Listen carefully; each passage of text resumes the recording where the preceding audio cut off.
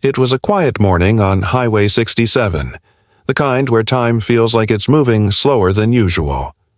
Officer Daniels sat in his cruiser, his eyes scanning the empty road ahead while his K9 partner, Rex, rested quietly beside him. The morning sun had barely broken through the horizon, casting long shadows on the pavement. The highway was silent, stretching endlessly into the distance with no traffic in sight. It was supposed to be a routine patrol shift, the kind Daniels had done hundreds of times before. But fate had something else in store. As the cruiser rounded a gentle curve near a remote stretch of road, Daniels suddenly spotted an odd shape up ahead, his brow furrowed. There, just beyond the shoulder, was a large wooden object. As they got closer, his stomach dropped. It was a coffin. Not a box, not a piece of furniture. A real, full-sized wooden coffin lying crooked by the guardrail as if someone had discarded it in a hurry. Daniels slowed the vehicle and pulled over, the tires crunching softly on the gravel. Rex, alert now, raised his head and let out a low growl. Daniels could feel the tension in the air shift. He stepped out of the vehicle cautiously, placing one hand on the holster at his waist, the other steadying Rex with a silent command. The coffin looked aged but intact. No markings, no funeral home logo, no tags. It wasn't strapped down or secured in any way. There were no tire marks, no debris, and no nearby vehicles. It was just there, eerily out of place, like a bad omen in the middle of nowhere. Daniels circled the object slowly, noting its size and weight. It hadn't tumbled from a truck. There were no dents or scratches to suggest a fall. It had been placed there deliberately. Rex began to bark, sharp and urgent, his nose close to the base of the coffin. Daniels' pulse quickened. He'd trusted Rex for years, and the dog's instincts were rarely wrong. There was something off, something dangerous. Daniels scanned the nearby area. Nothing. No signs of movement, no footsteps, just the wind brushing through the dry weeds and the steady barking of his partner. The coffin seemed heavier than it looked, and something inside shifted ever so slightly. Daniels stepped back, his instincts kicking in. This wasn't just abandoned property. Whatever was inside that coffin had a story, and judging by the way Rex was reacting, it wasn't going to be a pleasant one. Daniels reached for his radio and took a deep breath, preparing to call in a report. He didn't know what he'd find once he opened it, but one thing was clear. This day was no longer routine. At first, Officer Daniels tried to rationalize what he was seeing. Maybe it was a prank, some twisted stunt meant to scare drivers or make headlines on social media. People had done stranger things for attention. But as he approached the coffin and felt the weight of it when he nudged it slightly with his boot, that theory began to fade. It was heavy, far heavier than an empty box should be.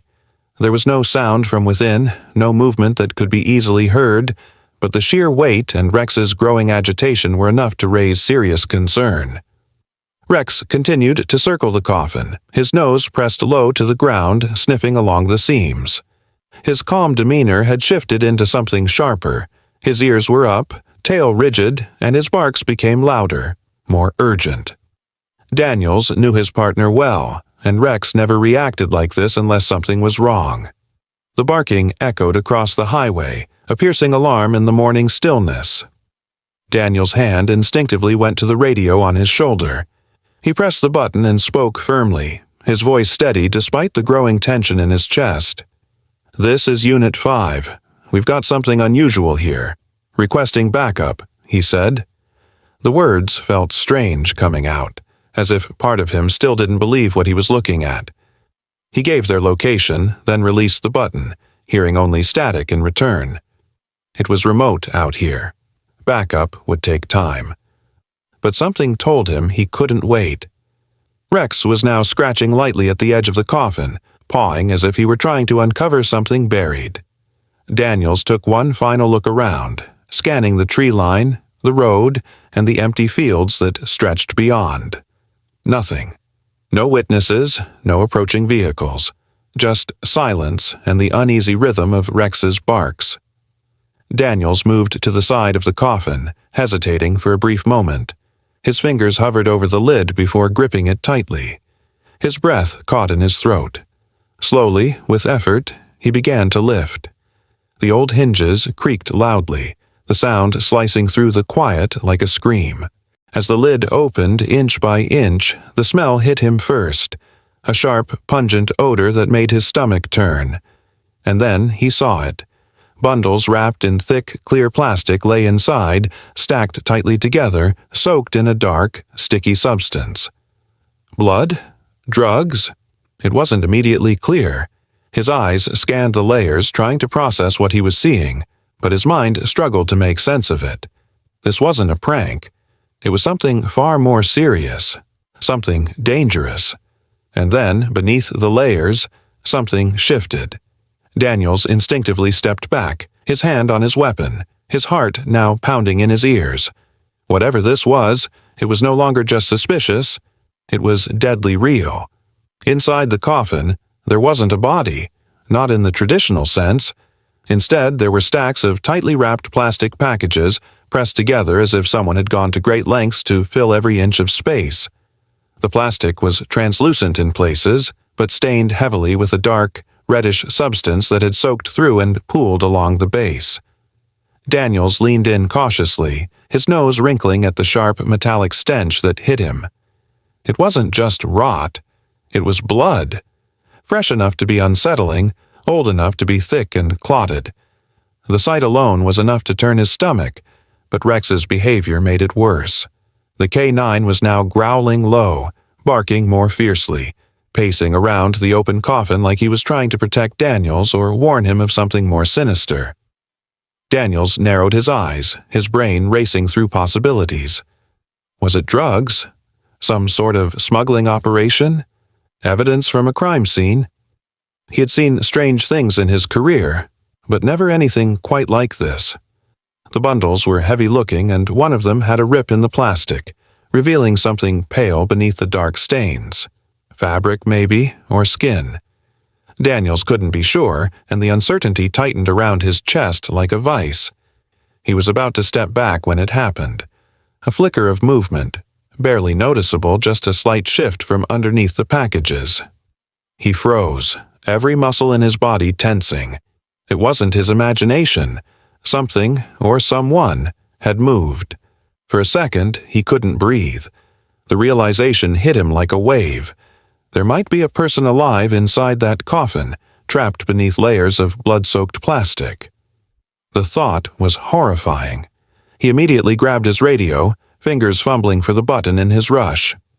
Unit 5, requesting emergency medical response and additional units, he said, his voice louder now, strained.